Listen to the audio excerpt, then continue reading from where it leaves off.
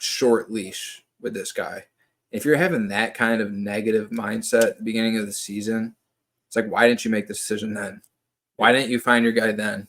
If you had that much doubt in this guy and you were like, all right, we get down losing record like early in the season. If we get to this point, we have a losing record, we're gonna let him go. If you're gonna have that short of a leash and not let him work through it with your team, then just get it done in the offseason.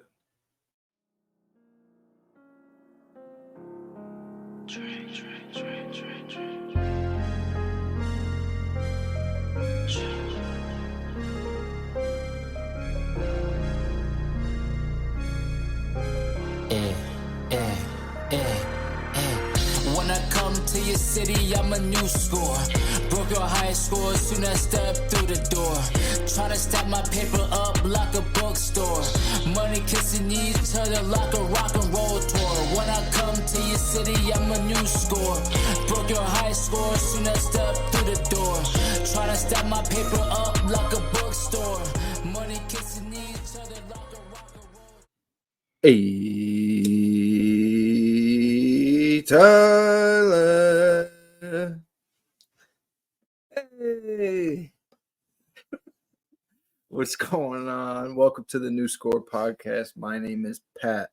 This is my co-host, TYG, Tyler Pratt. Tyler, how we be doing? Great. You want to know why?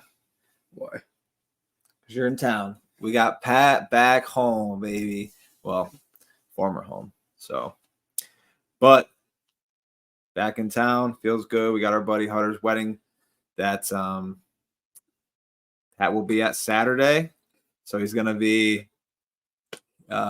missing all college football, but he's going to be. I'm keeping up with it. He's going to be getting Louisified. Well, I am up here. Definitely thinking about everybody that is still in Florida as this hurricane approaches. It's going to be hitting, like, as we speak, it's hitting. And it's going to be going throughout the morning. So definitely thoughts and prayers for everybody back in Florida right now. Tyler, we got some football to talk about. Yeah, we do. We got some week 5 action to go over. And then also want to just talk about these MLB playoffs, which have been tremendous up to this point. I know Tyler hasn't been keeping up with it as much as I had, but I've been locked in on this MLB postseason. It's been some great baseball, very competitive games, very exciting games, a lot of juice, a lot of drama, a lot of rivalries in these series. Saw Mets just knocked off the Phillies, so they're going to the NLCS. Just amazing what that team has done to get to this point now, being in the NLCS. Nobody saw the New York Mets get to this point, and now to be one series victory away from being in the World Series is insane to think about. There's the miracle Mets, man. You can't knock them down.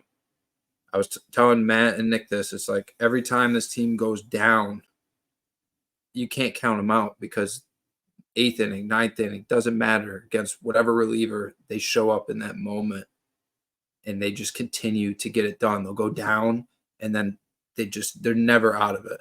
They're never out of it. They got nothing to lose. This is the Cinderella run, like crazy right now. Definitely fun to watch. Excited to watch them go off against the Padres or Dodgers, which has been a very fun series. Padres are one victory away from putting that away. That game's about to go on right now. So we'll see if they can get that done.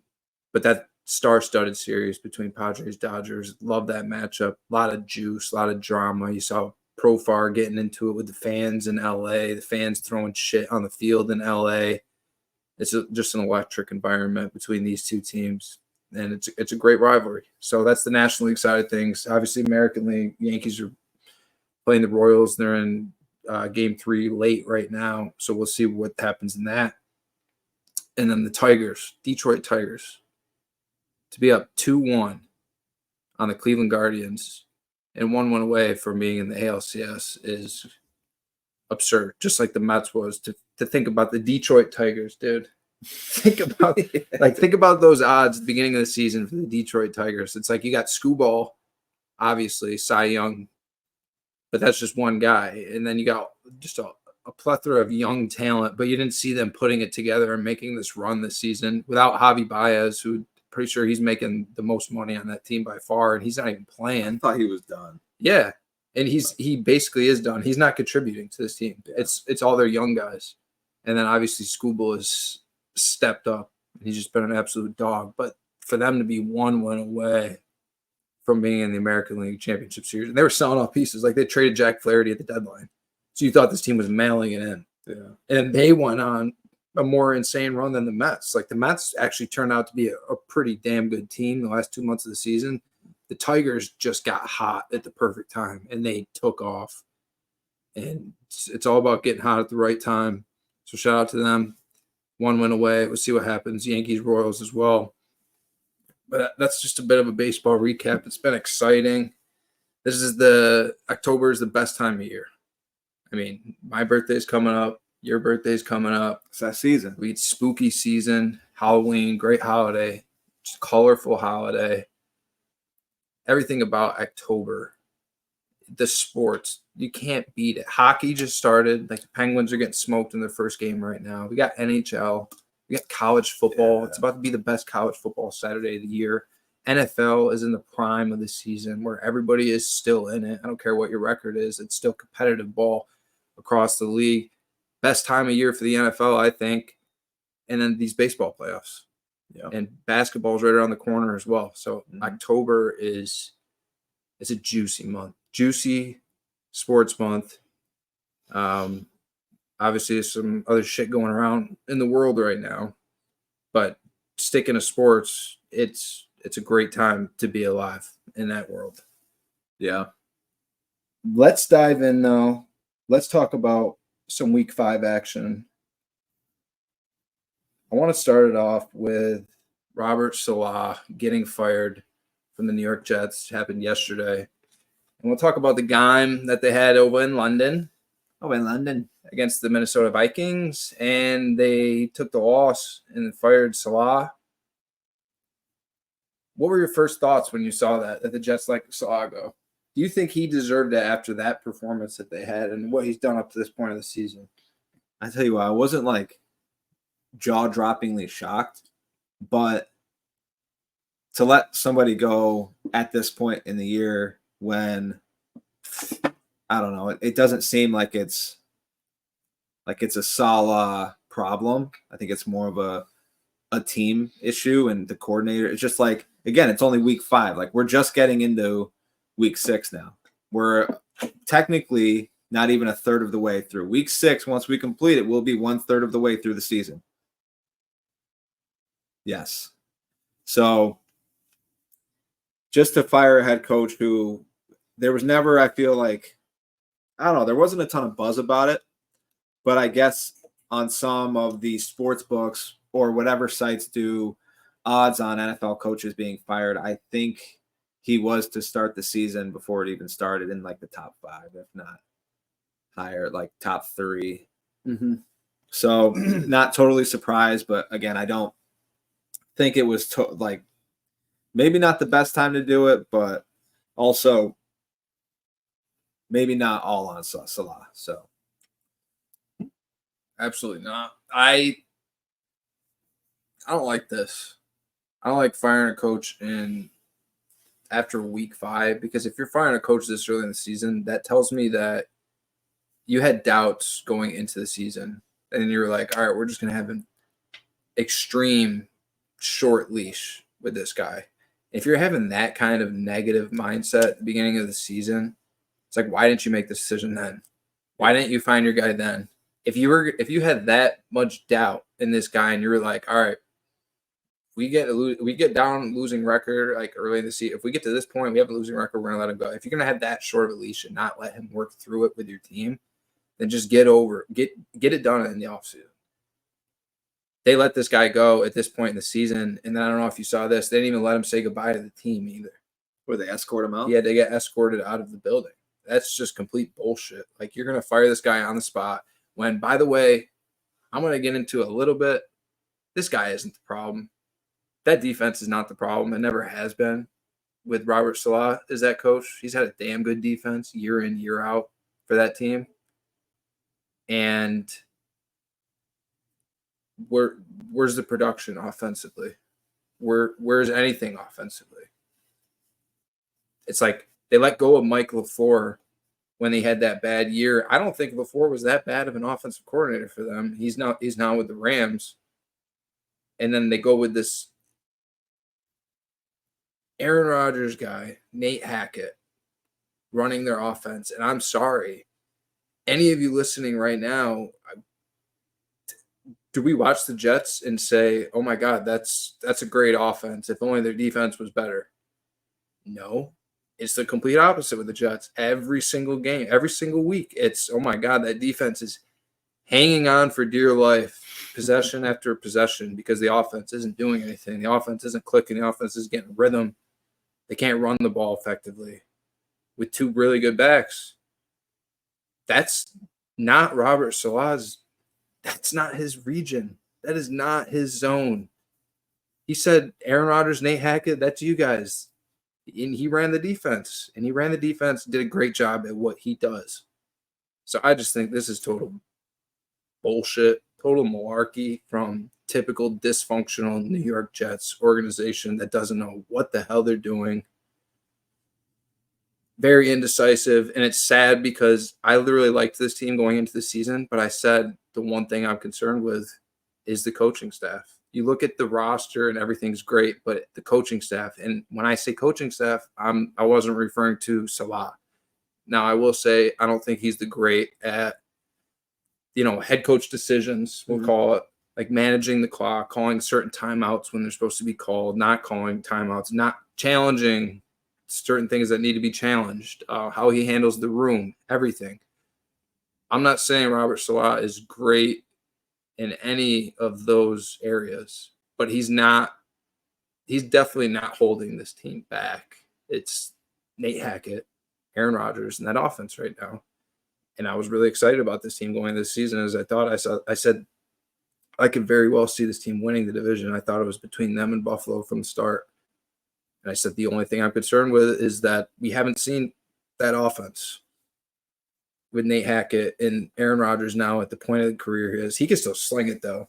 Yeah. Like, arm talent, he's still putting the ball wherever he wants to put it. But at the end of the day, you're going to have to move around. You're going to have to evade. You're going to have to escape pressure.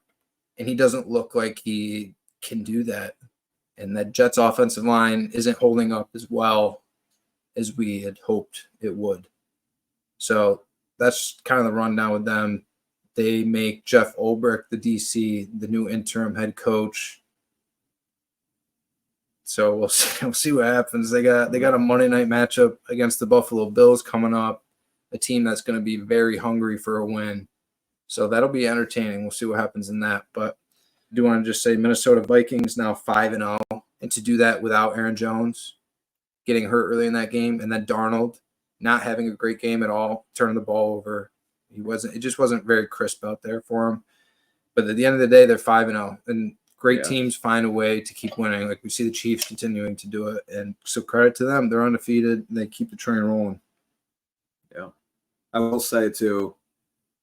Every time I watch the Jets, I would just I always walk away feeling a sense of disappointment in production. Like, Breece Hall only had 4 yards on 10 carries. That shouldn't be happening. Or, Garrett Wilson had another, 40 yards this week. Until last week, he had a, huge game on 20 targets, of course. But I think it was like a record for the lowest amount of yards, or maybe it was yards per target on a 20-target game for a wide receiver in history, or something along those lines. So it was like, yeah, sure, he had a really good game, like 12, 13 catches for $113, but for someone who gets 20 targets, it was not great. 23 targets. So then Breece Hall had 9 carries for 23 yards.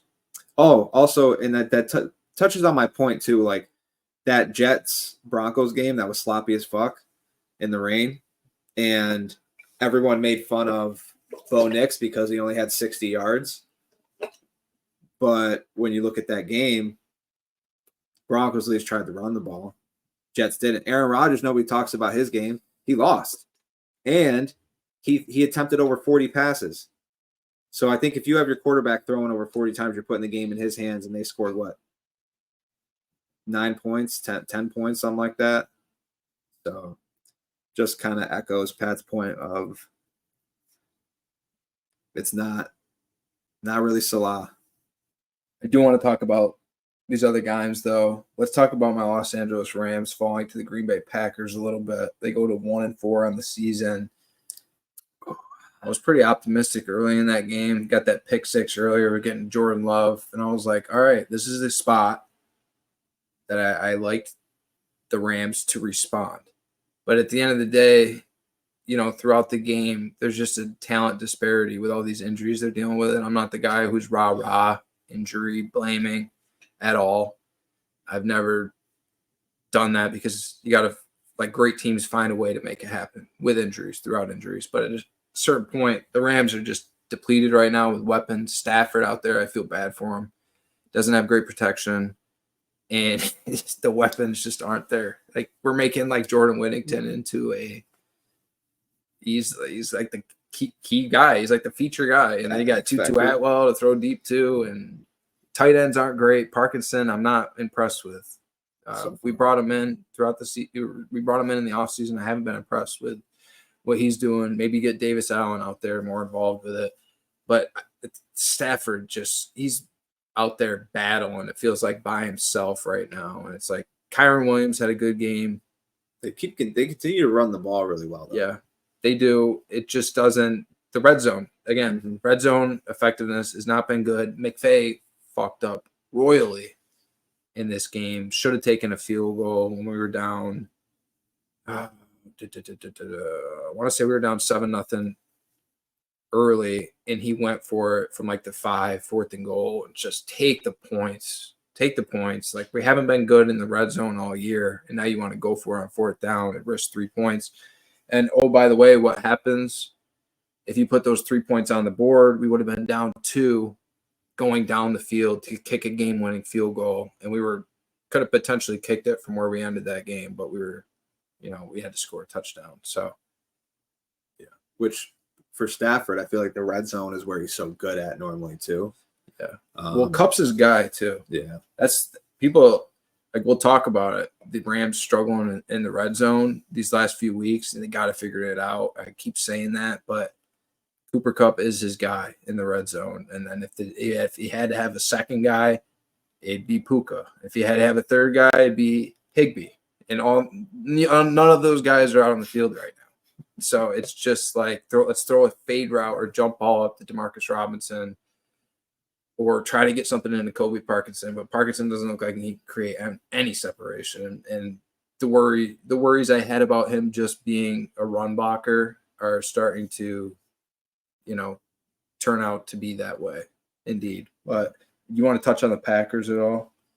No, I mean, I just want to say the Rams, other than the Cardinals game, have been in every game. Every game was within reach, So, and I want people to think about it too. Like, imagine whatever your favorite team is, or just think about another team and put them in that, kind of in the Rams' shoes, as far as, like, imagine losing their top 3 weapons. Who, like, for me, Cowboys, who would they be throwing the ball to? You lose CeeDee, Brandon Cooks, who they were without last week, and then Jalen Tolbert, or Jake Ferguson, we'll say. Now, Jalen Tolbert's your number 1. And aside from that, you got Ryan Flournoy, Jalen Brooks. So you got a rookie and a second-year guy, Kevontae Turpin, right? Like, and if Fergie's not in there, Schoonmaker, Brevin Spanford, who needs to go, by the way, because he's not good. They need to get I forget his name, but it's another tight end who just can't stay healthy. But once he is healthy, I guarantee they cut Spanford, and I can't wait for that. Ravens-Bengals. Fireworks. What a game. Fireworks in Cincinnati. This was a really entertaining 1:00 slate, I thought. Very enjoyable. A lot of games that came down to the wire in the end. We saw Bengals with a chance to win it with McPherson. I want to talk about that a little bit, but just talking about this game in general, man, it was everything you wanted. I took the over in this game. I didn't know which side to go with. I thought the Bengals were the right side, but at the same time, I was a little worried So I went with the over, and dude, it was first half. You knew that was hitting. It was like that. No matter, I think if you were on the Bengals the entire game, you were confident, and then somehow Lamar had that play where he rolled out to his right. I don't know if he was fading out of bounds, but then threw it almost across his body into the end zone. Dropped the snap. Yeah, and then to Isaiah Likely, right? What a fucking play. And two stiff arms. What a fucking play. What a play. And then that kind of was almost the momentum changer right there. But that game was so back and forth all day. Like Bengals kind of got out to that 10-point lead, I think, maybe 14 or something like that. But either way, just a crazy game. And then even overtime, right? Ravens get the ball first. They go almost all the way down the field, and then have that fumble, and it kicks off the lineman's leg. Bengals get it, because right there you were like, the Ravens are probably going to either put this in. They're at least getting a field goal guaranteed. Bengals go after they get that turnover and made awful decisions to run the ball three straight times to set themselves up with a 50-plus yarder. Why? Try throwing it one time, maybe on first or second down, and get some yards. And then run. Like, what are you running the clock out? No. So, questionable decision there. McPherson, who, by the way, hadn't missed a game-winning or game-tying kick. I don't think he was 16 of 16 or something like that. They throw the graphic up on the screen, and what happens? He misses the kick. He pulled it. So it was a bad snap. Yeah, that's true. Yep. So Holder didn't get it down right. So that's happened a couple times early this year too, because there was another game where he actually made it.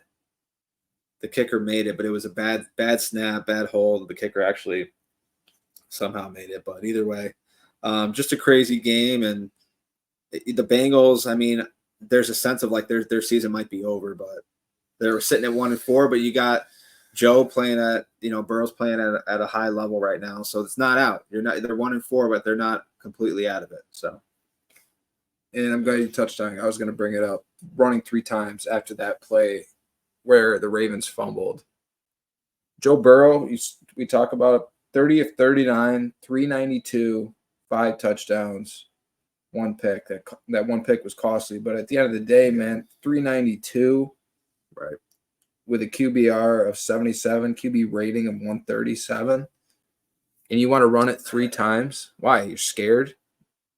Your quarterback's been exposing the Baltimore Ravens. He's been carrying your team. Jamar Chase, 10 catches, 193, 2 touchdowns. T. Higgins, 9 catches, 83 yards, 2 touchdowns as well. They were getting whatever they wanted, and now, what did you freeze up, Zach Taylor? You got scared? 3 straight runs, and then you got to put your kicker out there, long field goal. It's just bad. That was bad clock management, in my opinion. There was bad clock management in a couple games, this one and the Buffalo one. For sure, I want to talk about that. But I don't feel like the Bengals played to win after that play. They didn't play to win. They just played to, all right, let's kick a field goal. Mm-hmm. Man, let your quarterback go out there. You're paying him all that money. I didn't get that at all. But what an exciting game. Lamar Jackson. Talk about Burrow's numbers. Lamar Jackson, 26 of 42 for 348, 4 touchdowns, and he didn't throw an interception. Obviously, there was that fumble on the snap, but he had a great day. Zay Flowers had a great day. Derrick Henry had a 92 on the ground. Lamar had 55 on the ground. They're fun to watch right now, and just like that, the Baltimore Ravens are 3-2 after all those people worried about them after the first couple weeks of the season. And by the way, their schedule has not been easy. Baltimore Ravens' schedule has not been easy. Obviously, they took that loss against the Raiders at home, and that's the one that makes you scratch your head. And it feels like they always have a performance like that. Like they lost to the Colts at home last year as well. This team is scary right now. Obviously, the defense, that's concerning. Yep. But Joe Burrow and Jamar Chase, they always light it up against Baltimore. It feels like one of those great matchups for the Bengals. And they've been able to expose Baltimore's defense. I'm not really concerned about Baltimore's defense. I am concerned, though, about Cincinnati's defense. It doesn't look good, Cincinnati defensively. No. And the thing is, I'm trying to not be too concerned about their defense because it is now going into week 6, and they have had a tough schedule. Like they haven't like really done a bad job against bad teams. I mean, the Raiders game is a bit of a head scratcher, how they kind of blew that in the fourth quarter. But for most of the game, they had been playing well. But it's you know, they had some changes. You know, they have to still figure things out. Again, still early-ish in the year. They have plenty of time to turn it around on that end. Let's talk about that Buffalo Bills-Houston Texans game. 23-20, Texans win.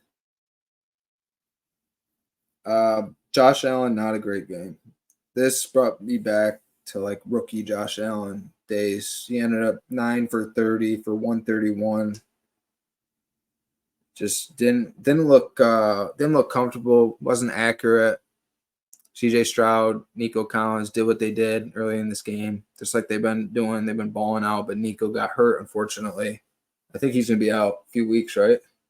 I didn't see. I think he's definitely out this week. But yeah, man, from this game, the only thing I want to talk about is that end of the game when Buffalo got the ball in their own.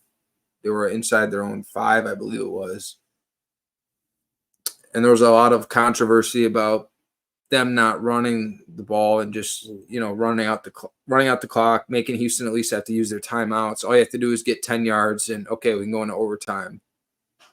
And that's one of those situations to me where it's completely based on like that situation, like the feel of that game. What's the flow of this game? Like if Buffalo's offense is humming in a shootout and they're scoring and you're in that territory, I have no issue with you throwing 3 straight times. I really don't. Like the fact that people were upset about like that side of things, like it was an automatic, hey, in this situation, you run the ball 3 times. Houston had 3 timeouts, so they could have stopped them and made him punt anyways, and they would have still had time to set up for a field goal. This is all about game flow and how your offense is moving, and the Bills' offense was not producing in this game. Like I said, Josh Allen just didn't have it. Wasn't accurate. It was a weird game. They got some things to figure out in Buffalo offensively. But going back to the decision making, like you don't have it. So just play for overtime, you know? Right. Play for like special teams making a play or your defense helping you out and making a play. Like don't put it all on the line. You're putting all your chips in on the table with your offense and your passing game right now, which isn't there. Quarterback had 9 completions. So that's what I think McDermott should get roasted for, or Brady, whoever it was, or both of them. That's what I have to say about that, but I think it's all about game flow. I don't agree with the decision like as like an automatic thing that you have to run it. But in that sense, I think the Bills should have. I didn't agree with that. Well, that's what everyone's looking at now. Now everyone's looking at McDermott and being like, dude, what the hell are you thinking? Now, obviously, what happens if one of those, you know, break for a big first down?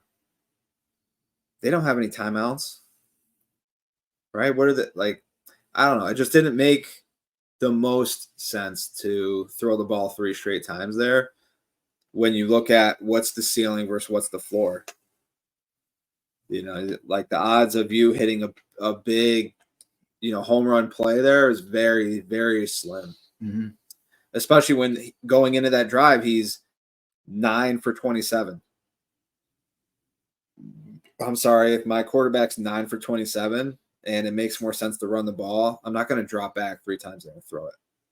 I mean, I know it's Josh Allen. You have, you know, all the confidence in the world, but clearly the game was not going according to plan. So I don't know. I mean, if you asked Matt Mattis, he would just say that his receivers dropped all the balls. Josh Allen actually had technically the worst game of his career, according to Matt, but it wasn't really his fault because all his receivers dropped the passes, including Matt Collins, who actually didn't even get his hands on that ball in the first quarter, which that throw was low over his right shoulder. I think if Josh put it more towards the goalpost, Matt Collins might come down with that, but that is besides the point.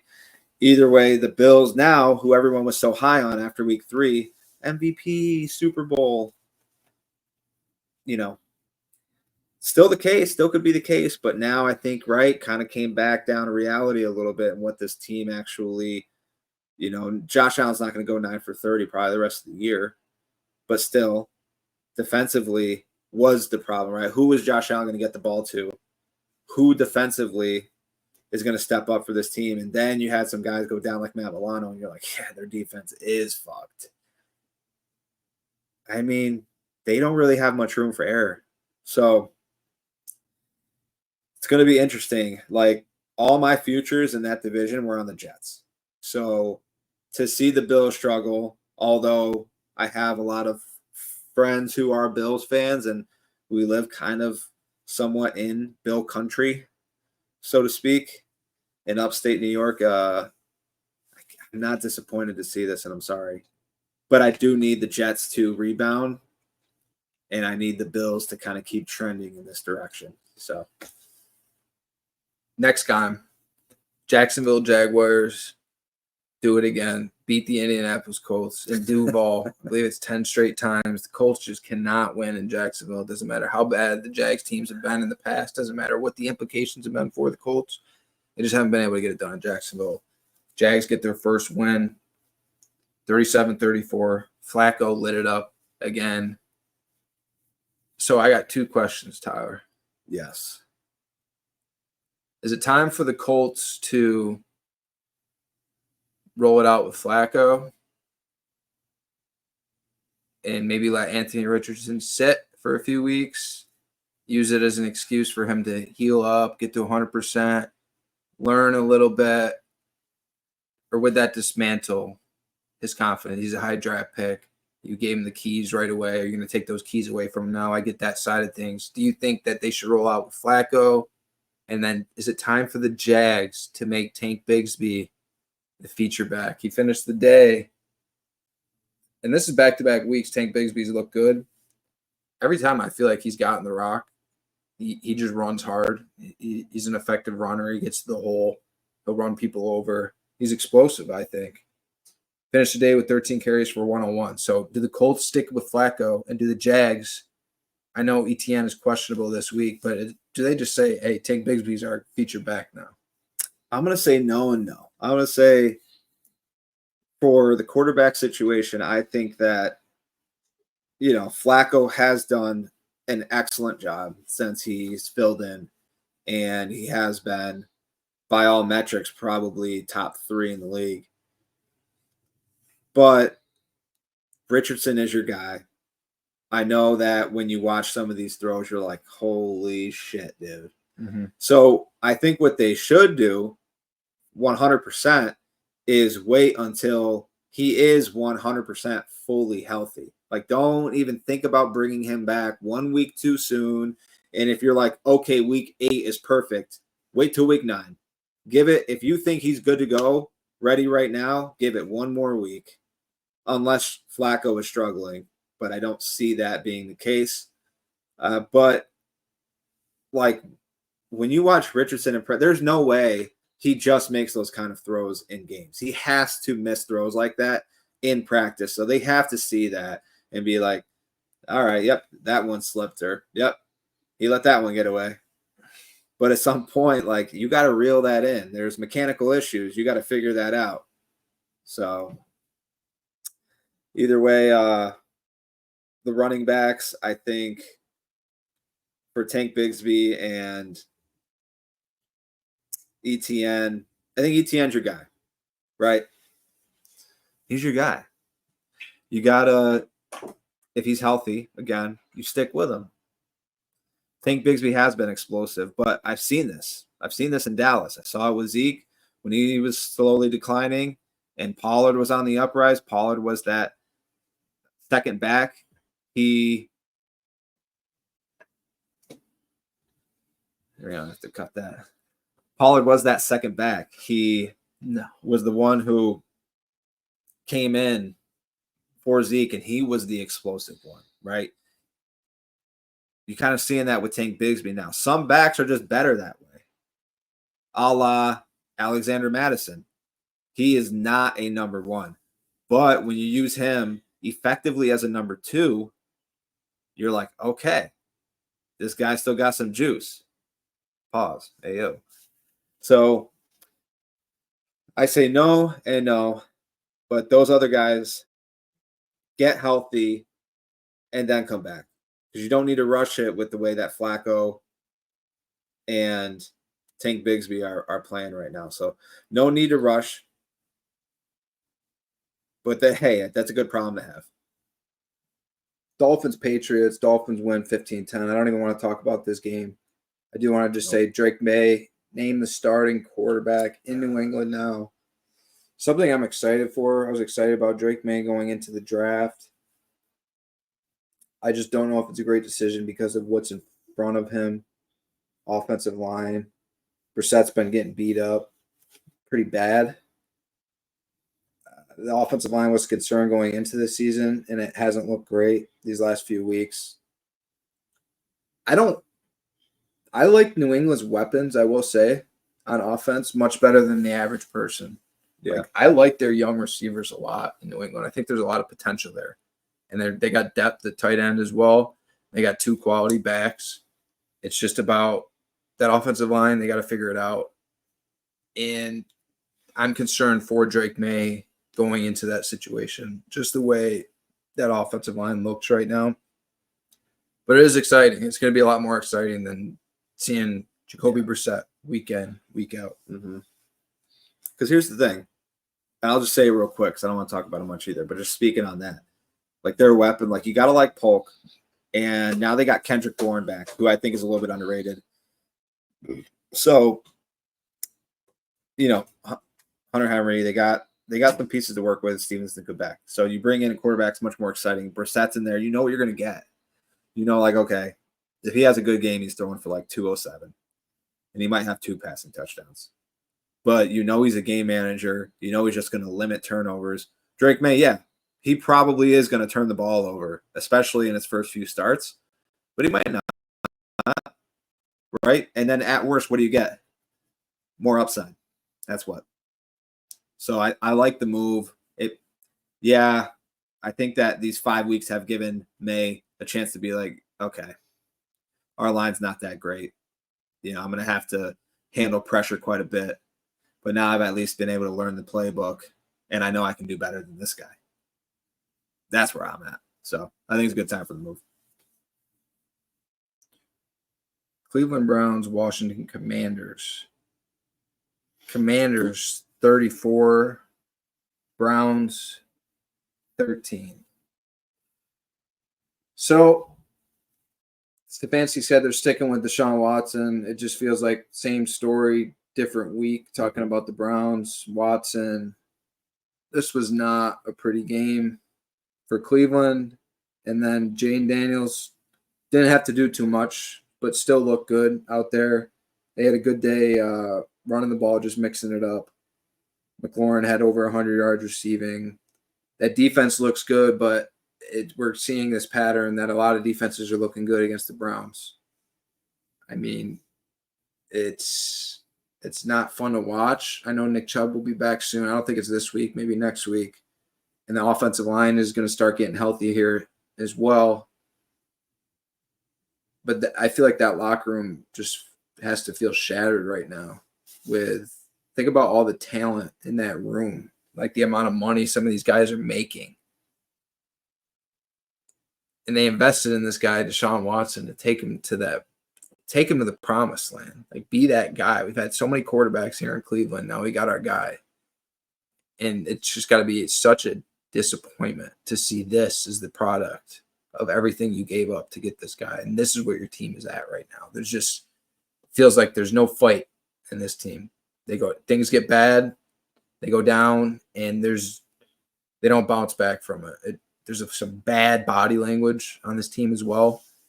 And what's crazy is I think Stefanski is a really good coach. Yeah. I think Jim Schwartz he's one of those coordinators that one week you can feel really good about, the next week you don't feel great about. I feel like that's Jim Schwartz to a T.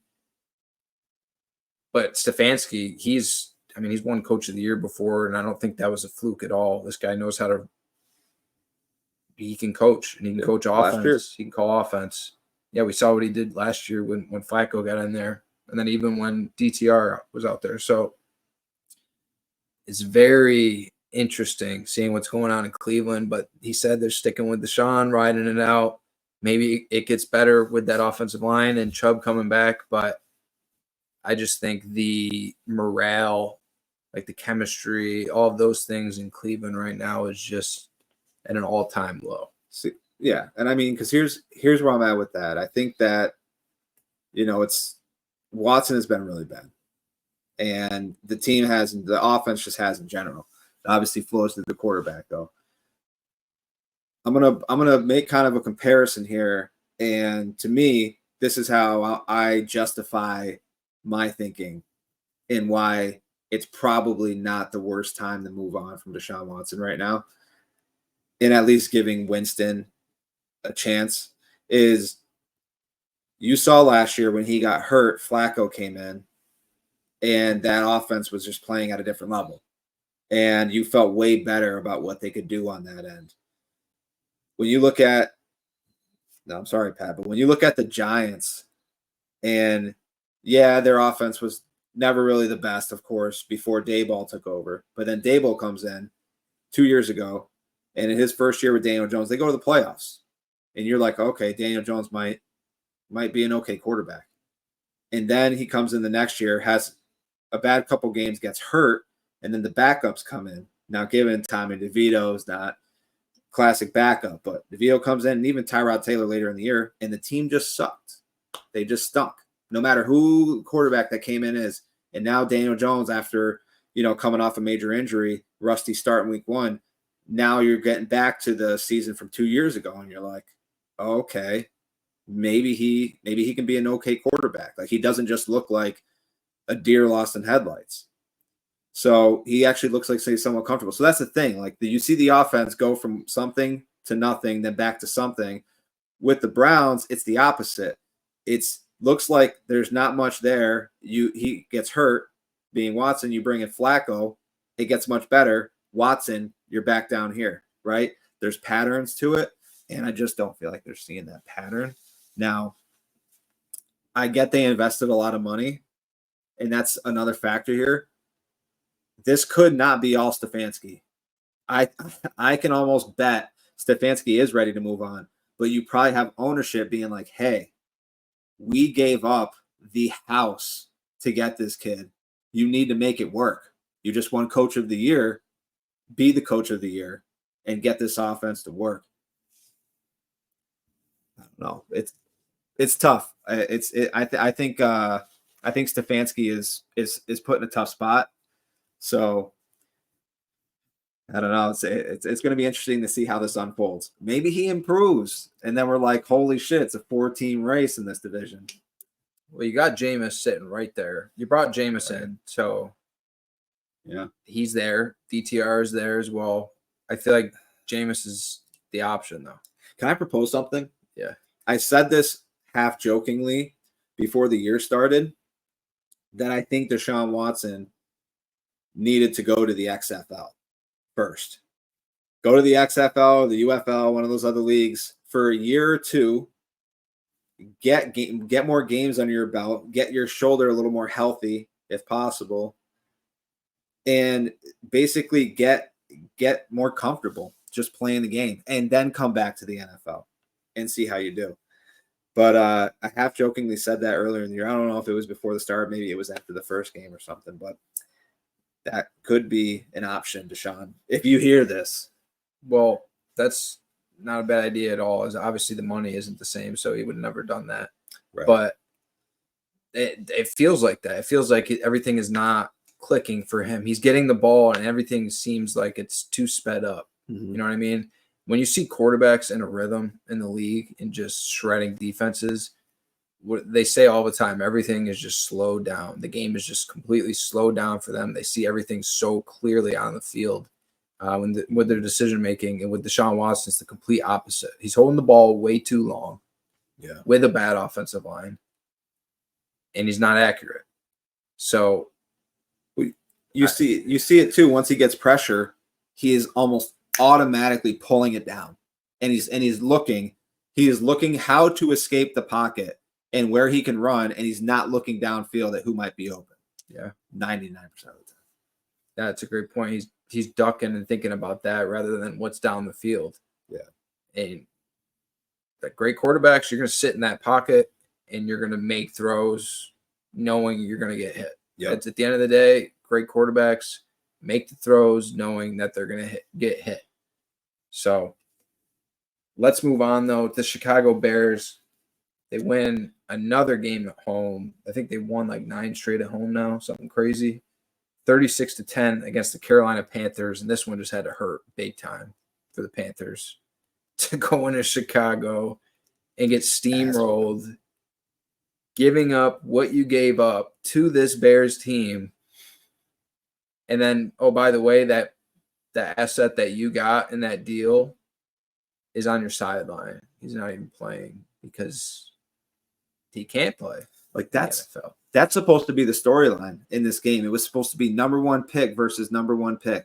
Yeah. Who, like what the Panthers gave up, the Bears got this kid versus the guy who they gave it all up for. That was supposed to be the storyline in this one, but instead we get an ass kicking. And that guy's not even on the field.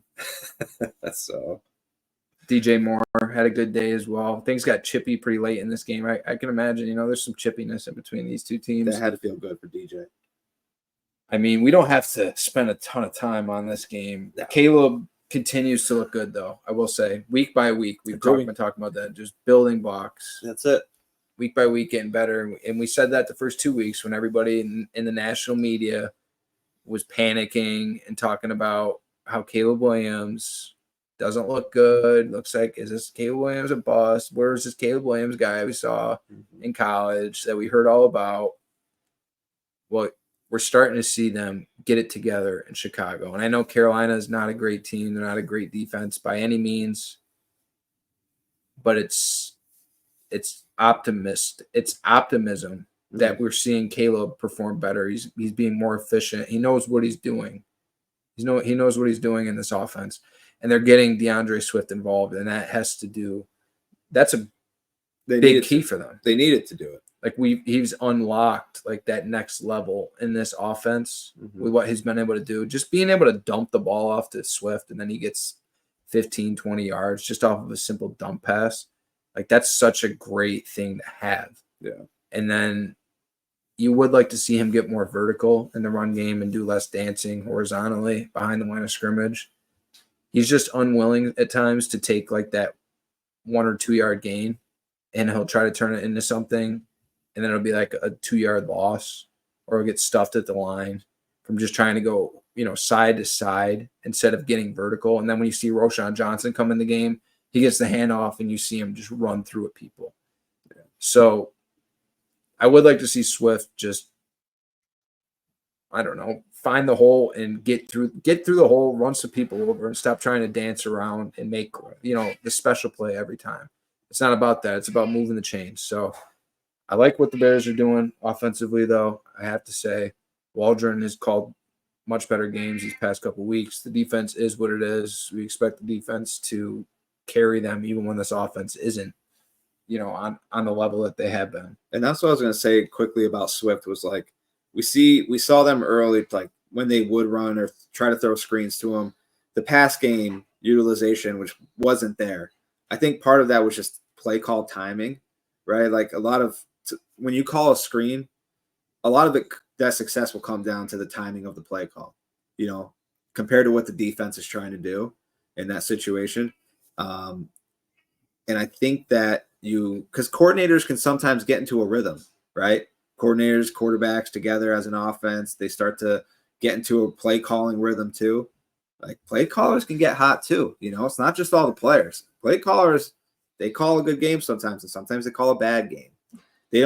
Sometimes play callers don't get a good enough or enough credit when things are going well, but they get all the flack usually when things are going bad. So he did, deservingly so. So I think starting to see it pick up. So hopefully we keep seeing progress there. Denver Broncos win their 3rd in a row to get to 3-2, beat the Raiders. 34-18 in Denver. Gardner Minshew gets benched in this game, and it's looking like Aiden O'Connell is going to get the start this coming week. I'm unsure if Devontae Adams is going to play this week. That is unknown at this time. I'm not sure the status of Zamir White either. But once again, Raiders weren't able to run the ball. Madison, I think, had a decent game last week. It was where he had over 100 yards filling in for White. But this game, he had 15 carries for 38 yards. Amir Abdullah came in the game, though, and he broke a run. Ended the day with 5 carries for 42 yards. And I tell you, Abdullah, it's a struggle for the Raiders right now. And then, obviously, that pick 6 early in the game completely killed them. When Surtain took it 100 yards on them, that was just demoralizing. That would have been if we had the Guime changing play segment. Yeah. That probably would have been it. That's the first one that came to my mind. You're up 10-3. You're about to go up 17-3. You have Bowers open right near the goal line for a touchdown or just shy of it. You sail the throw. Pick 6, 10-10. And now the coaching staff is looking for one more mistake to bench Minshew. Guess what? It happened.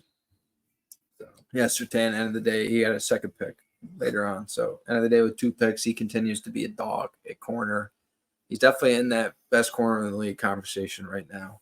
And the Denver Broncos defense as a whole, man, they've been holding it down this season. Bo Nix was efficient, 19-27, finished the day with just 206, but he had 2 touchdowns, 0 picks. QBR wasn't great, but he did have a good rating. And he's doing what he has to do. I mean, obviously, on the ground, he didn't have the day that we're used to him, what we've seen. He finished the day 8 carries for 9 yards, so it just didn't get it going scrambling like he has been. But that's always going to be a threat. And he's making better decisions now. We're starting to see Sean Payton really hone in on this guy, and he knows what he wants to do with Bo Nix right now. And I think they didn't run the ball great once again, but I think it's getting better. It's getting better. Everything in Denver right now is like it was. We were just talking about Chicago. I think everything offensively for Denver is getting better. And just like Chicago, you have the great defense to rely on and hold it down for you, even when your offense isn't clicking. So I think very promising the status of the Denver Broncos right now. Raiders, they fall to 2-3. We're going to see what happens with Aiden O'Connell now. That was an interesting decision, I thought.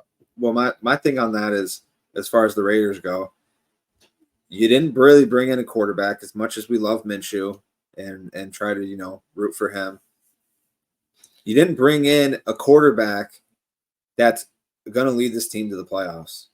And you have one of the better wide receivers in the league who you just gave permission to seek a trade. So they're toast. And you can't run the ball. You're toast on offense. But hey, at least you got Bowers, right? That's a plus. Defensively, as a team, actually,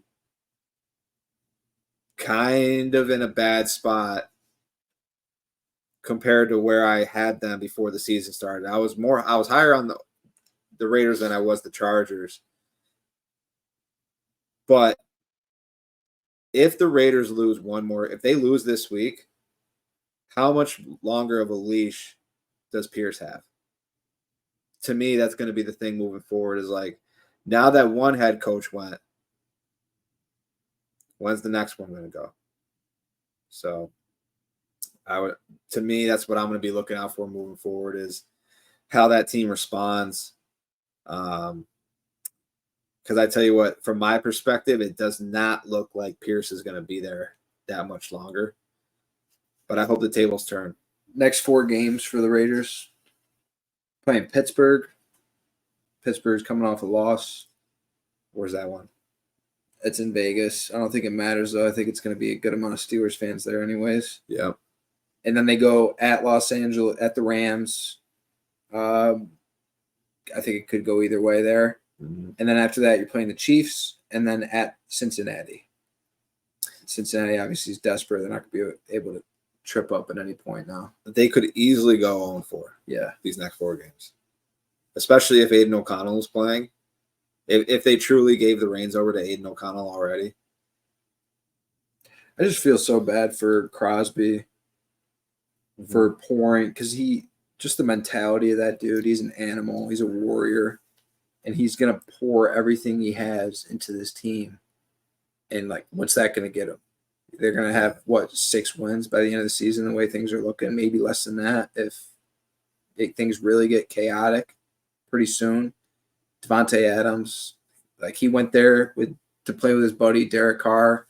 There was all this hype about the Raiders, and then they get rid of Derek Carr, and he's left behind dealing with this. And so you got to feel for Devontae Adams. I hope something gets done this week. We'll see what happens with that. Obviously, the Jets and the Bills have been linked to him. Wow. What about the Rams? Why aren't the Rams in this conversation? Forgetting Devontae Adams, though. Because then they just have way too many mouths to feed. Once Puka and Cup come back, right now, yeah, but it's just comparatively to what they have to give up versus what they will be getting back.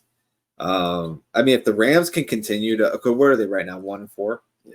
If they can just get a couple more wins, right? Because when's Coop coming back? Or Cup, excuse me. Hopefully after the bye. Next week, hopefully. So that's huge. But and then you can't trust his health at this point. True, you can. But Puka shortly after that, hopefully. Mm-hmm. Yeah, I don't know. But that I can't see Max Crosby in a different uniform. He was like supposed to play for the Raiders. Yeah, he was born. Like those tattoos in that Raiders car, that looks sick. He's born to be a Raider. So I don't know. It's hard to picture him in any other uniform. But yeah, I do feel bad for him. Any of those guys who, like you said, pour everything that they have into a team, and that organization just continues to let you down. It's tough. They don't pour anything back. They're not pouring anything back, as you talk about the quarterback situation going into the season. Like, we love Minshew's season, but what did you do to really, give your team a chance? You're playing Patrick Mahomes twice a year in your division. You're playing Sean Payton, who knows how to coach quarterbacks. You're playing Justin Herbert twice a season, now with Harbaugh in there. You have all of these quarterbacks and head coaches, like the play callers, in your division, and you're rolling it out there with Antonio Pierce. You bring in Luke Getsy, who was a flop in Chicago as their coordinator. He got sent out of town there. You bring him in, and you roll it out with Minshew. And, hey, if Minshew doesn't work out, we'll go to Aiden O'Connell. Didn't work last year when you had that same mentality, right? Oh, and by the way, let's trade our best player outside of behind Devontae Adams and Josh Jacobs. Let's let him walk. Not trade, but they let him walk. Right. You didn't get anything for him because you thought Zamir White was going to be like the next coming. And not that Zamir White is bad, but their run game as a whole right now is the definition of ineffective. So they have some shit that they need to figure out. But it's like, you can't tell me whatever team you're a fan of, or just think of any team and be like, if you replace their current starting quarterback with Gardner Minshew, how much better do you feel about that team? Mm-hmm. You can't tell me there's a significant difference anywhere. If not, if anything, it's you feel indifferent or worse. That's kind of where I'm at. But I hope it works out with Gardner. The one silver lining, like you said, in all of this is you did draft Brock Bowers this season. And he looks like the Rams wanted to trade up and get him. And now I'm like, wow, that would have been, especially right now with all the wide receiver injuries, like that would have been amazing if they could have gone up and got them and got Bowers in the draft, because he looks like a real player. And you just start thinking like what this guy could do in certain offenses around the league. Like, they have to find a way to make it work. Just imagine that offense for the next 5 to 6 years. Like, I know Stafford wouldn't have been there for 6 years down the road, but Puka and Bowers for the next 5 to 8 years, with Kyron Williams being there for at least probably 4 or 5 of them, like those weapons and McVay's offense. Well, even the rate, like, just talk about the team he has. Devontae Adams, Jacoby Myers as a 2 is good. Yeah. Trey Tucker, guy in the 3, Trey. Speed guy. And then you drafted Michael Mayer last year. Yeah. So, like, that's better than what you were talking about with the Rams. Honestly, it's just they have to figure it out with the scheme, with the quarterback. Their weapons are not bad. So we'll see what happens. It could get ugly for the Vegas Raiders.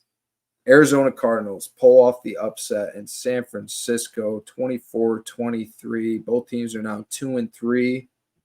Is it time to really panic? San Francisco 49ers and the Arizona Cardinals. This team is bipolar. I'm convinced because I don't think they're that one team. You literally don't know what to expect. Any given week, they could go out there and they get blown out. They just got blown out by the Commanders at home in a spot that we felt like they would show up for and at least put up some points, and couldn't do that. Right. And then the next week they go out and they win in San Francisco. And it's like the week that they blew out the Rams.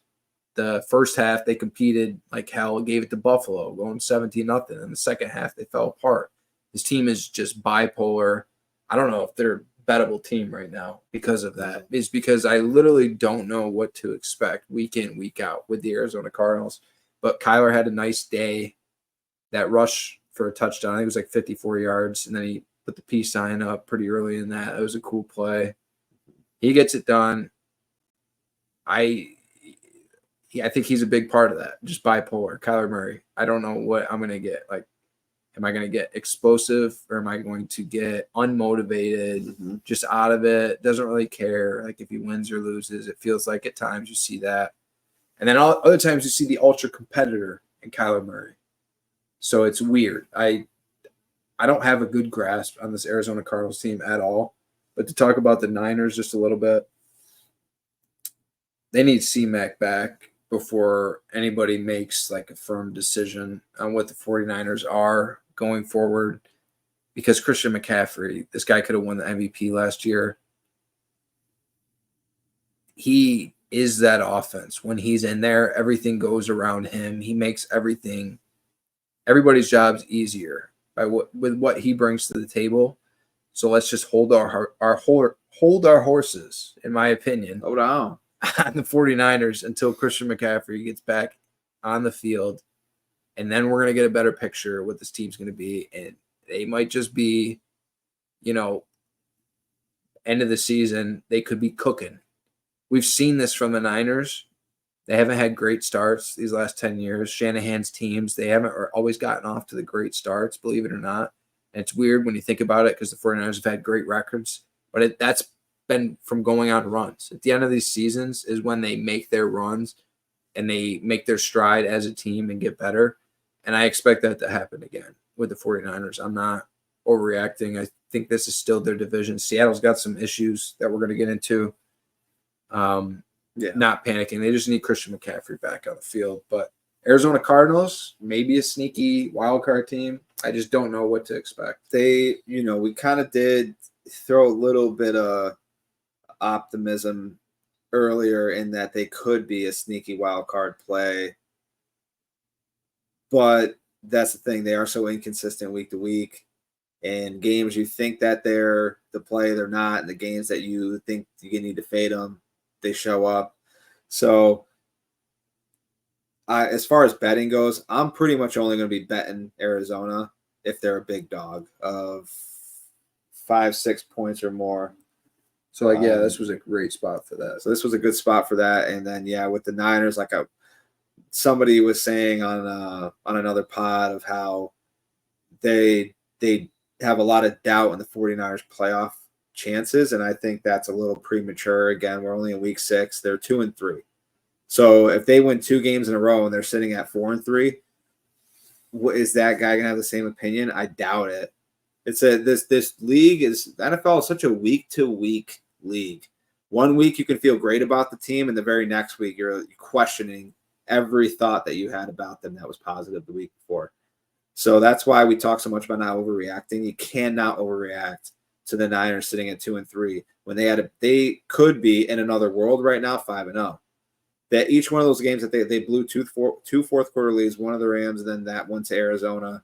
Like they could easily be 5-0 right now, but they sit at 2-3, and they haven't had the best player on their team, who, as you said, was probably the runner up last year, but could have easily been the MVP of the National Football League. Let's move on to another NFC West team, Seattle Seahawks. Take the loss at home to Daniel Jones and the New York Giants, 29-20. Giants go in there. I think they were a 7-point dog in this one. Pull off the win. Never a doubt. He looks, I can't lie, he looks, these last 2 games, Daniel Jones has looked much, much improved. Mhm. And I feel like everything's starting to slow down for him, and he's starting to get a better feel for what he's doing out there. I've seen it before. I've seen him go through these phases before. It's just like, is it going to last? You know what I mean? Yeah. I don't want to get my hopes up. Mm-hmm. And what's really promising, though, for the Giants and Daniel Jones, as we're talking about him, is this is without Malik Neighbors. Right. So Malik Neighbors early in the season, you saw like Jones, his stats were a little inflated because of what Neighbors could bring to the table for him, and Neighbors are going to jack you. Like, he's going to give you a boost as a quarterback. He's going to be able to make plays for you downfield. He's going to make your job 100% easier. Mm-hmm. But him doing this in Seattle without Neighbors, and then I believe last week they were without Neighbors as well. Like, that's promising, I think, for the Giants. Like, Slayton had over 100 yards receiving. He stepped up, had a touchdown in this game. We're starting to get the young tight end Theo Johnson involved. Wendell Robinson seems like one of Daniel Jones, if not his favorite target, obviously outside of Neighbors. And then Tyrone Tracy, the kid who comes in, fills in for Singletary in this game. He has a $129 on the ground, averaged 7.2 yards per carry. So that's really promising for the Giants to have that performance just as an offense. I'll talk about the defense.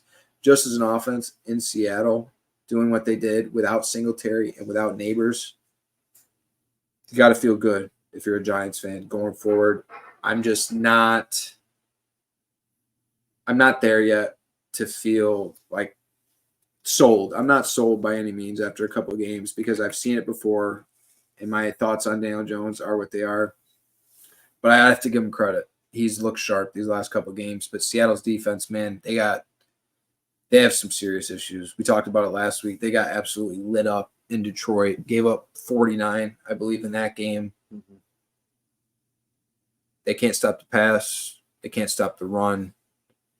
There's nothing like Mike McDonald. They were talking about it early in the season about his defense. How, oh my God, Mike McDonald comes in here and now you're seeing the Seahawks defense. We talked about it. We were like, yeah, they look good, but you played Bo Nix in his first start, and then who'd you play after that to get when you got to 3-0? You wouldn't play anybody. Patriots. You played the Dolphins without their quarterback. You played the Patriots. So we said it then, slow your roll on the Seahawks defense, talking them up. And what have we seen these last few games? Not good. The Giants aren't even a high-powered offense. Like, Dable can coach his ass off. He had a great scheme, I thought, in this game. But they're not a high-flying, top even 15, you'd think, offense in the league. Fully healthy, no. And you got lit up by that team at home, coming off a spot where you lost. You gave a fight in Detroit, but then you lost. That's not good for the Seattle Seahawks defense. And then Geno Smith, man, I feel like the Seahawks have so many weapons on that offense. When you talk about running backs, receivers, you have it all going on. I like their tight ends even. You invested in the offensive line. Geno, man, I don't know. There's just something about Geno. Like, his stats will look good. Mm-hmm. Week in, week out, he'll have decent stats. I just don't know. Like, is Geno, can he take that? Can he take your team to the next level? It's like your stats should be that good. I'm sorry, in that offense with those weapons. They got weapons up the ass. You know who he's very comparable for me to? Like, he's in that same tier as like a Derek Carr. Yeah. Like someone who, given the weapons, they can put up the numbers, they can get you some wins, they can look, They can look like a team that can get it done if everything's clicking, but then they just lose games, and they have these games where you're like, I don't get it, but right now, like DK's got to stop fumbling the fucking ball. That's one. DK's had fumbles in 2 straight games now, and both of those, like this one, set up the Giants early in the game. That I think they were down the field, they were driving. I want to say both of his fumbles the last 2 weeks was drives that were going well, and then he fumbles down the field, and then the other team ends up getting and going down scoring. So he's got to take better care of the ball, and they're just in a weird spot right now. I think they have what they need, and I think they will make. Jesus, what the hell is that? They're gonna make that division interesting. I gotta go. But here's the thing about Geno Smith. I talked about this earlier in the season. Like, if you're Seattle, it's all about the run game. Like, Kenneth Walker is an absolute weapon. And then Charbonnet is good as well. The recipe for the Seahawks, it's not hard. Don't make Geno Smith have to drop back 40 times. What'd you do in this game? You made Geno Smith drop back 40 times. Kenneth Walker ended the day with 5 carries.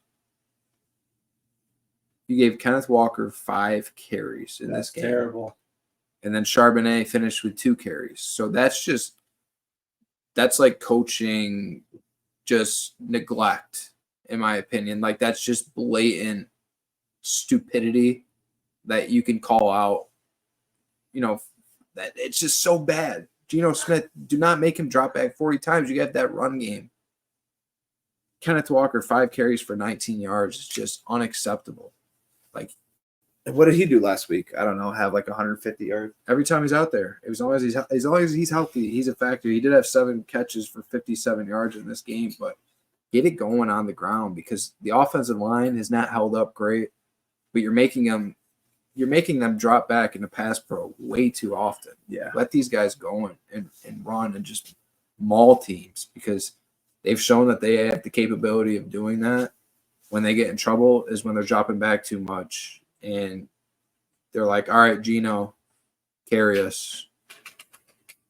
Get the ball in all these weapons' hands and get it done by yourself without the run game. That's not a winning recipe for the Seattle Seahawks. And when you combine that with how bad their defense has played, just not good. They fall to 3-2 now after starting out 3-0, and they got to play the 49ers here Thursday night. It's not a great spot for them, but we'll see what happens. Let's move on to – I'll do Monday night. We'll start out with Monday night before Sunday night since Tyler's not here. Let's talk about Kansas City Chiefs remaining undefeated, moving on to 5-0, beating the Saints 26-13. They just continue to find ways to get it done. We've seen it time again, week in, week out. Doesn't matter what they're missing. Patrick Mahomes, Andy Reid, Spags in that defense. They continue to find ways to get it done. Saints, we're going to talk about them, but just talking about Kansas City, it's like Rice goes down last week, and we heard the stories all week long of how are they going to bounce back. Kelsey hasn't been looking great. He had a good week last week. They're making such a big deal about him not getting the normal targets, and now they're down all these weapons at receiver, down Pacheco. Kareem Hunt, he's just signed off the street. Kareem Hunt comes in, ran well in that game. Looked like it's just like riding a bike, felt like. Yeah. As soon as you just put him back out there in that Chiefs offense, and Kareem Hunt was very effective. And Juju Smith-Schuster, another example of that. We saw that with the New England Patriots throughout their dynasty. They would have multiple guys on the offensive side of the ball who would go and get these paydays, or they would let go because they weren't going to give them the money that player wanted at a certain price. And these guys would go off to certain places and they wouldn't do anything. So Juju Smith-Schuster, that's another example. And then they go back, like those guys that would go back to New England during that dynasty, they would just fit like a glove right back in that system. And you see Brady clicking with them, being on, the timing, everything was perfect. There's just so much familiarity in that offense with those guys, and that's what you're seeing with the Chiefs. Kareem Hunt, put him back in, fits like a glove. Juju, come right back in. You know, this is his second week where he's had significant playing time, and he's over 100 yards with a big touchdown in this game as well. So that's what they do, man. They're going to continue to find ways to get it done. And then Rice, I'm seeing, might even be back for the playoffs. The knee injury doesn't look as bad as people had initially anticipated. So it looks like they'll even get him back for the playoffs. I do want to touch on the Saints, though. Derek Carr gets hurt in this game. Going forward, Spencer Rattler getting the start. Weeds boy this week. He's going to be out a couple weeks. I don't think it's the worst thing for the Saints. This is their third straight loss, and their offense.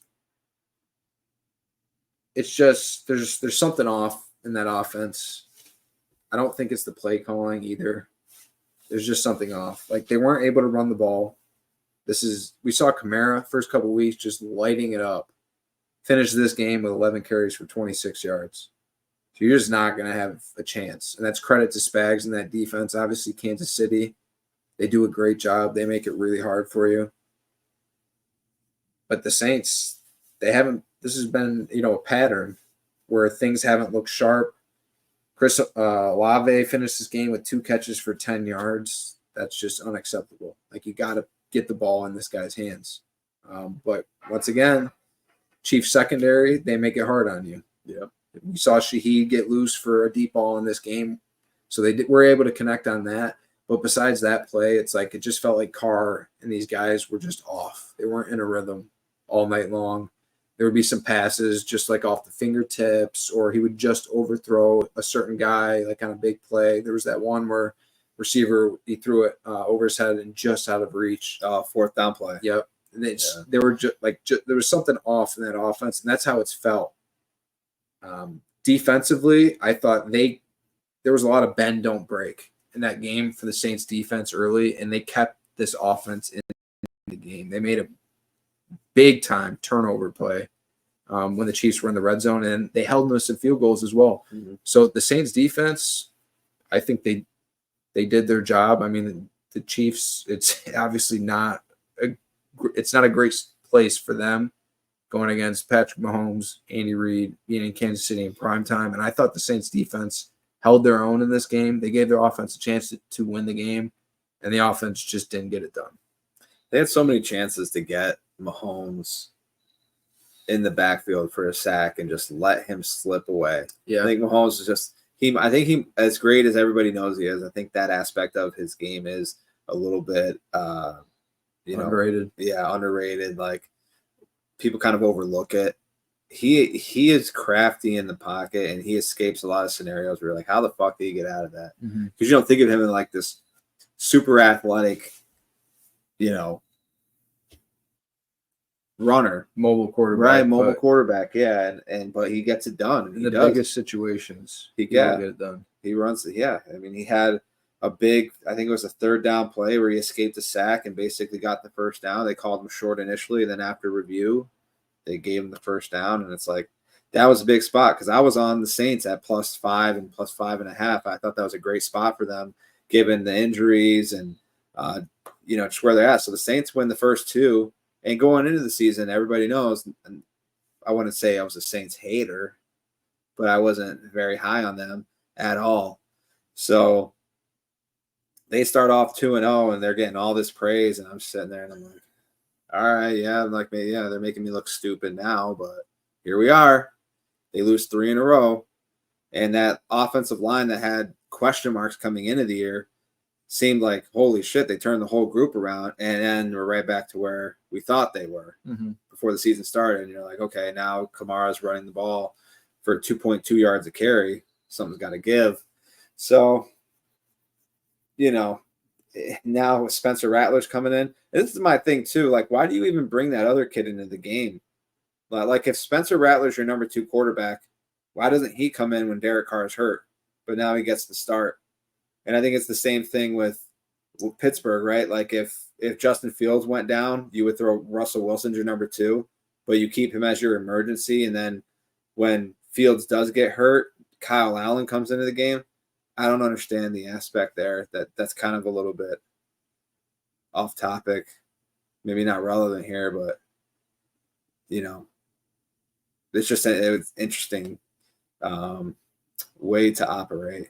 So either way, Spencer Rattler's getting the start next week, and that'll be exciting. I always like to see how these rookie quarterbacks come in, especially these situations, because sometimes this is where they become who they were meant to be, is when the starter, the veteran, gets hurt, and this young mid-round pick comes in and starts to shine. He finally gets his time that he wouldn't have gotten if that guy never went down with an injury. He would have never got the playing time until later in his career.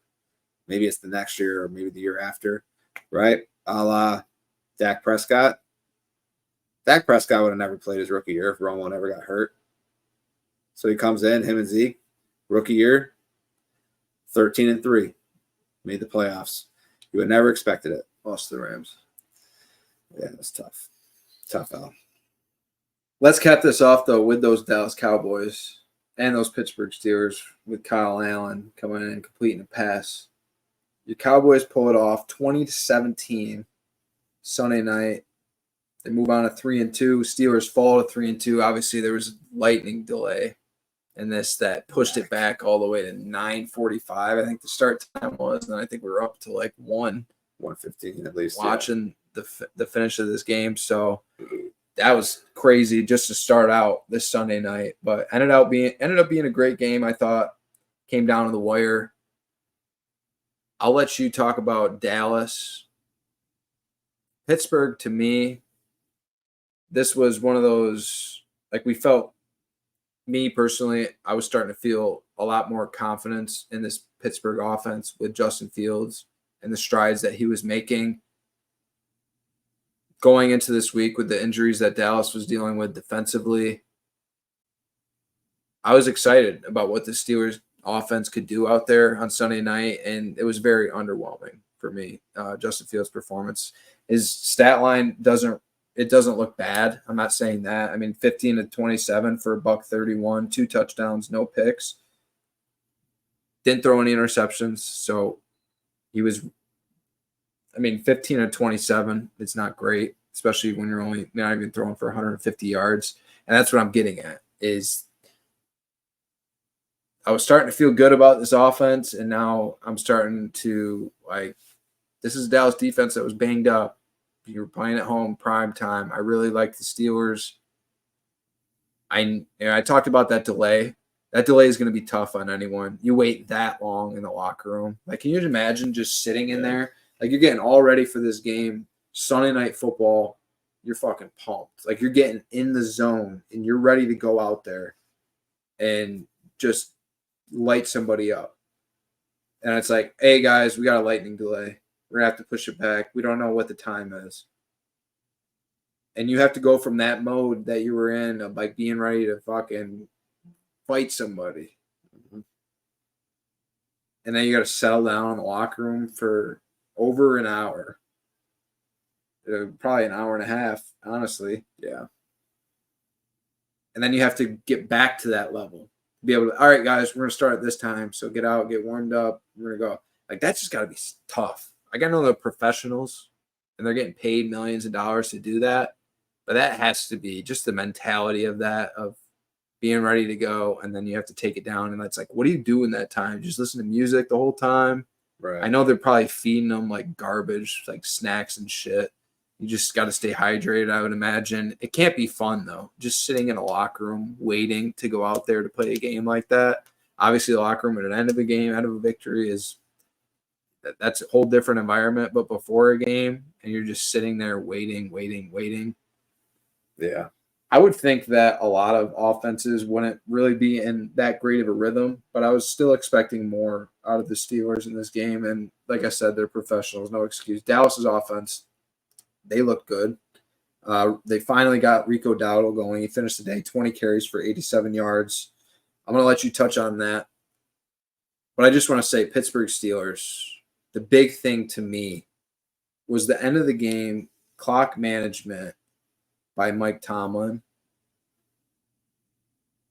When It's the end of the game. There's like 30 seconds left. Dallas has it, 4th down. Dallas has to score a touchdown. And Mike Tomlin, you have 1 timeout left. So let's just think about in hypotheticals here. It's 4th down. If the Cowboys get the 4th down, they score a touchdown, you're going to have the ball back with less than 30 seconds, down 3. That's your situation. You have 1 timeout. That 1 timeout is extremely valuable in that situation. What did Mike Tomlin do? He did the old classic. All right, Dallas calls a timeout. They put their formation out in the field. He burns a timeout because, okay, we see their formation now. We know what they want to do. You use that valuable of a timeout, and I love Mike Tomlin. I'm never going to sit here and criticize Mike Tomlin a lot. I'll tell you that.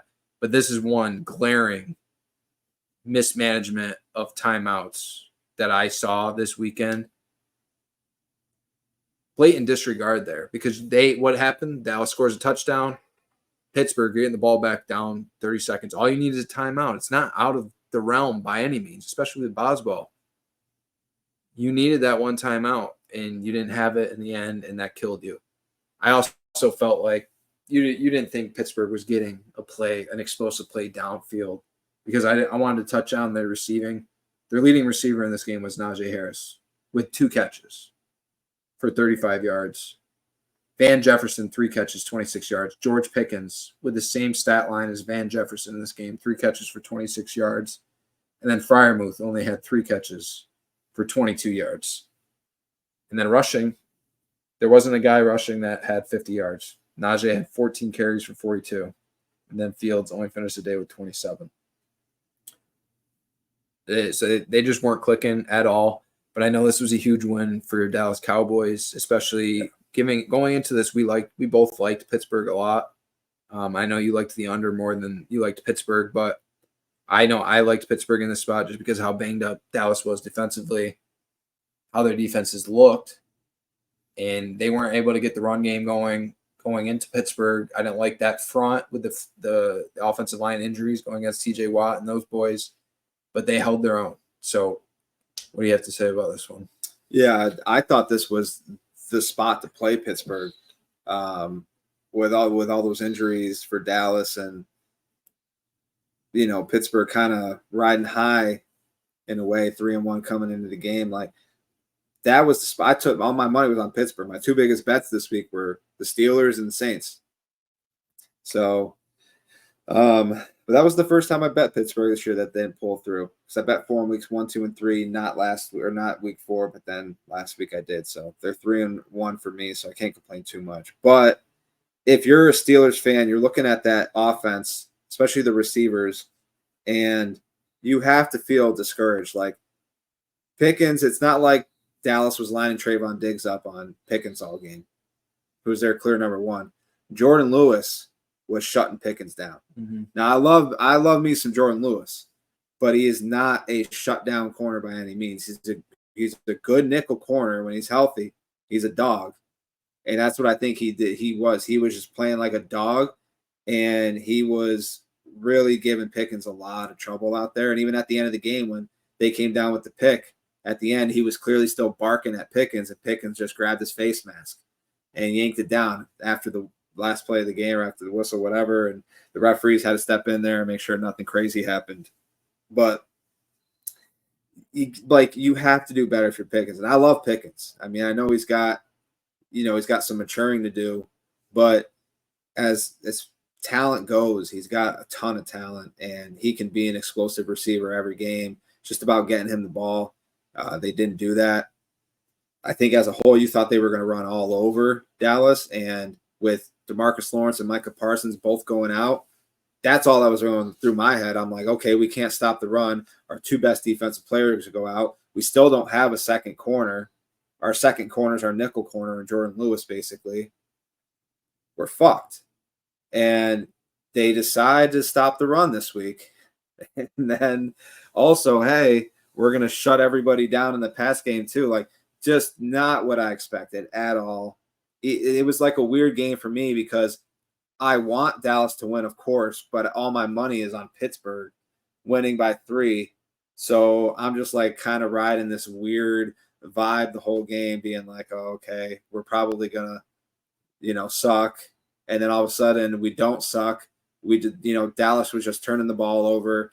Obviously that one weird pick from Dak throwing in CD's direction, and CD came back to the sidelines and said something to Dak along the lines of like, that's a bad ball or that's a poor throw, whatever. I don't know what the fuck CD said, but clearly Dak didn't give a shit because he didn't even look in his direction. He just kept looking down at his tablet and seeing where he fucked up. And I think this is one of those games that remind you as a Cowboys fan, like, Dak's putting it all out there. Dak's giving you everything he's got. And that's why I think you have to respect him. I don't care what you think about how much money he's making or his woes in the playoffs, which is a thing. He needs to get it together, of course, later in the year. But, like, this dude gives you everything he's got. And when it really boils down to it, he's one of the better quarterbacks in the league, and that's why he's making what he's making.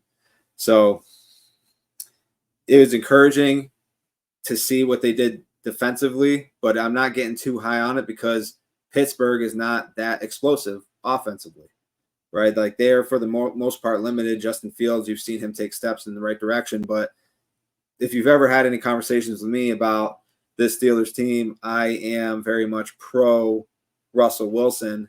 I just think that this offense has a little bit more potential with Russell Wilson in there, but Justin Fields has not been playing bad. So I don't want to take anything away from Fields here, but either way, I can't be too high on Dallas's defense. Their offense, you finally see the run game start to get going a little bit.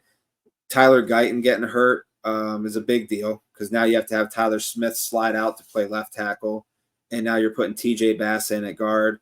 So the Dallas offensive line already has 2 rookies starting on it. Now when Guyton goes out, you're putting in a swing guard and TJ Bass, or you have to move Connor Beebe over to guard and put Hoffman in at center, who I think you like more than Bass, but you also don't want to keep sliding pieces around on that offensive line. I feel like when you have a center, especially a rookie, who is, not that he's playing at a high level, but he's doing all right. You're kind of the signal caller, right? Like you're pointing out all the pickups for, the blitz pickups and everything. And then you kind of move him, and now somebody else is doing that job. I feel like that's pretty important in the middle, the core of that offensive line. But either way, the run game is just, it's got to get better. It really couldn't get much worse. So on top of Jordan Lewis, too, I'm glad you talked about him. Your boy Overshown flying around on that defense. Fucking dog. He looks like a great player on that defense. Very quick. Just all over the field. I think he's fun to watch. Who was that commentator? He used to be, I think, the Colts GM or something. Brian. Is it Brian, or he's a bald black? Maybe it's not Brian, but he was on like NFL Live. Louis Riddick. Sorry, not Brian. Louis Riddick. He made that call because he's on the draft crew in the NFL draft. And when the Cowboys took DeMarvion Overshown 2 years ago, he was all over it. He was like, this in the third round pick. He goes, this kid's an absolute stud. This is a steal for this Dallas Cowboys team. And then as a Cowboys fan, you're always looking into what the beat writers are saying in training camp. And he was showing out, and everyone was high on him. And then he tears his ACL. And you're like, fuck, we really needed him because Vander Esch retired. So we needed Overshown in him really, really badly last year. So when he went down, it was a huge hit. And now you're seeing what all that hype was about. This kid flies all over the place. He's a former safety in college, so he has range. He can cover the field. He's got the mentality, though. You need, as someone who's going to be flying all over the field, you need that mentality. He has that mentality. He's a dog. So love what I'm seeing out of him so far, though. And they're playing the Detroit Lions this Sunday, so that'll be an exciting game. Another one of those games where I feel like I'm going to be betting against them. Like it's a weird spot to be. I haven't gotten used to it yet. But the Lions are, if you can get the Lions at -3, -3.5, you better take it now. If you think that, you think that this Dallas defense is going to play against Detroit how they just played against Pittsburgh, you're out of your mind. But with that being said, we've seen a lot of weird shit happen so far this season. Oh, too much. So It's been impossible to read on anything. Anytime you think like you're like, oh, okay, yeah, no, I know exactly how this one's gonna go. It does the opposite. Mm-hmm. And all those ones where you're like, they're like 50-50. But anytime you feel like you're sure about something, it's like going the opposite. It's just great. It's been a really weird year. I mean, but there's a lot of people who thought that right now the Vikings could have been winless, but they're undefeated. If anybody thought that coming into this year, they probably have won themselves a lot of money if there was something that they could have bet on. But a lot of us are losing. Like, I think I bet the under win total for the Vikings, definitely losing that. Mm-hmm. Crazy. I think it was like 6.5. Yeah. But my bet, for the worst record in the league, still in play with New England. Oh yeah, yours is looking better than mine with the Giants. So we'll see. There's But there's a lot of season left. There's Drake May is now their quarterback. So we'll see what happens. That's true. Before we cap this off, do want to say New York Yankees, Giancarlo Stanton hit a bomb in the 8th inning. So they are now up 2-1 on the Royals in that series. And the Dodgers are up 5-0 on the Padres through 5. So if they get it done tonight, as it looks like they're going to, they'll go to a Game 5, winner take all. So that will be certainly must-watch TV. With Game 5 back in LA. Yeah, back in LA where things got very chippy last time they were there. So very exciting. As we said, congratulations to the Mets getting to the NLCS. Just the miracle Mets, man. They continue to roll on. Detroit Tigers, we'll see if they can get done against the Guardians or if the Guardians come back and answer. But that is it. That's the latest in the NFL. We will see you later on this week. Be on the lookout for those Week 6 big juicy bets. Thank you all for listening. We'll see you next time. Goodbye. Peace.